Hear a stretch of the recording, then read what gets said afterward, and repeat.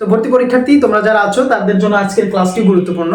তো তোমরা জানো ইনভার্সন, রিডিউস ক্লজ, তারপর হচ্ছে সাবজেক্ট ভার্ব এগ্রিমেন্ট, তারপরে তোমার কন্ডিশনাল, এগুলো ভার্সিটির জন্য খুবই ইম্পর্টেন্ট এবং এগুলো থেকে ভার্সিটিতে কিন্তু কোশ্চেন আসে। সো আজকে আমরা জানবো যে রিডিউস ক্লজ কি এবং কিভাবে রিডিউস ক্লজকে তুমি রিডিউস করতে পারবা, মানে একটা ক্লজকে কিভাবে রিডিউস করতে পারবা এই সম্পর্কে। তো একটু শর্টকাটে আমরা শিখবো, অত ডিটেলসে আমার যদি যাওয়ার দরকার নেই, শর্টকাটে আমরা ডিটেলসের বিষয়টা আমরা জেনে নেব, ঠিক আছে? তো প্রথমে আমরা রিডিউস ক্লজ যদি জানতে যাই, রিডিউস ক্লজ কি? রিডিউস ক্লজ হচ্ছে কোনো ক্লজকে যখন ফেজ আকারে প্রকাশ করা হয় তখন তাকে রিডিউস ক্লজ বলে। অর্থাৎ রিডিউস ক্লজ নামে কোনো ক্লজ নাই। ক্লজটাকে তুমি যখন রিডিউস করবা, ছোট করবা, তখন সেটা হয়ে যাবে ফেজ।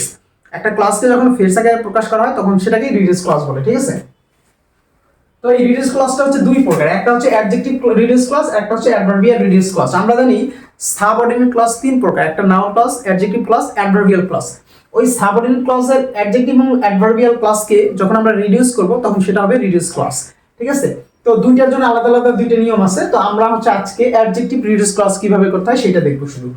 তো অ্যাডজেক্টিভ রিডিউস ক্লজ করার নিয়মটা হচ্ছে প্রথমে তোমার ক্লজ মেকার যেটা থাকবে সেটাকে তুলে দিতে হবে, ক্লজ মেকার বাদ যাবে, ঠিক আছে? এই যে ক্লজ মেকার বাদ যাবে এবং অক্সিলারি ভার্ব যদি থাকে সেটাও বাদ যাবে। অক্সিলারি ভার্ব রিডিউস ক্লজে ইউজ করা যাবে না। তারপর হচ্ছে অ্যাক্টিভ, ওইটা যদি সেন্টেন্সটা যদি অ্যাক্টিভ থাকে তাহলে ভার্বের সাথে আইএনজি হবে এবং সেন্টেন্স যদি প্যাসিভ হয় ভার্বের ভি3 হবে। এই জিনিসটা অবশ্যই তোমাকে খেয়াল রাখতে হবে। এটা হচ্ছে মেইন নিয়ম, অর্থাৎ ক্লজ মেকার উঠে যাবে এবং অক্সিলারি ভার্ব উঠে যাবে। তারপরে অ্যাক্টিভ হলে আইএনজি, প্যাসিভ হলে ভি3। এই একটা নিয়ম যদি তুমি জানতে পারো তাহলে হয়ে যাবে। দেখো আমরা एग्जांपल কি দিছি, all of the money that was accepted has already been released. তাহলে এখানে এই যে অল অফ দ্য মানি, এই যে মানিটা কি বস্তুবাচক জিনিস না? তো একটা জিনিস মনে রাখবা, 90% বা মোর দেন 90% সময় বস্তুবাচক জিনিস যদি সাবজেক্টের জায়গা থাকে তাহলে সেটা প্যাসিভ সেন্টেন্স হিসেবে আমরা কাউন্ট করব।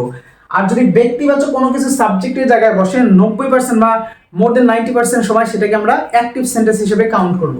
তো দেখো মানি যেহেতু সাবজেক্টের জায়গায় আছে, নিঃসন্দেহে এটা প্যাসিভ সেন্টেন্স, ঠিক আছে?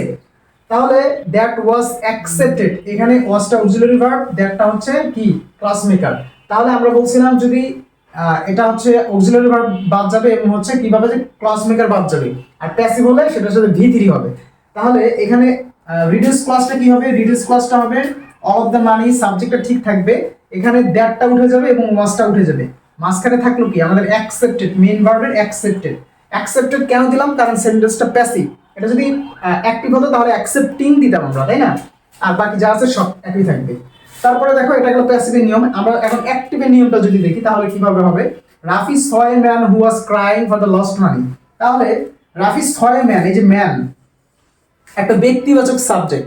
তো আমরা বলছিলাম যে ব্যক্তিবাচক সাবজেক্ট যদি সাবজেক্টের জায়গা থাকে তাহলে সেটাকে আমরা অ্যাক্টিভ সেন্টেন্স হিসেবে ধরে নিব মোর দেন 90% সময়। তাহলে who was crying for the lost money, এটা দেখতে পাচ্ছ অ্যাক্টিভ একটা সেন্টেন্স।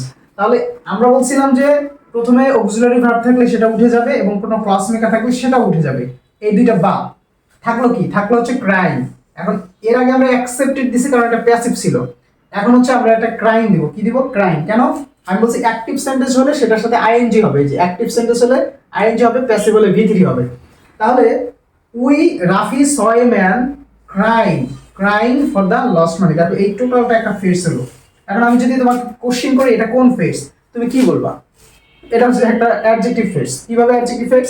দেখো ম্যানের পরে শুরু হয়েছে, ম্যান নাউনের পরে যে ফেজ বা ক্লাস শুরু হয় সেটা হচ্ছে অ্যাডজেক্টিভ ক্লাস বা অ্যাডজেক্টিভ ফেজ। তাহলে এখানে যেহেতু ম্যানের পরে শুরু হয়েছে এটা অ্যাডজেক্টিভ ফেজ, অ্যাডজেক্টিভ ক্লাস থেকে আমরা অ্যাডজেক্টিভ ফেজ করলাম।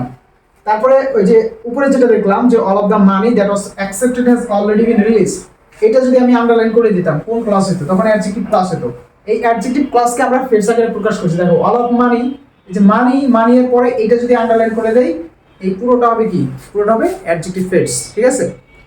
তো এই ছিল আমাদের আজকে রিডিউস ক্লজ নিয়ে আলোচনা, খুবই সংক্ষিপ্ত আলোচনা।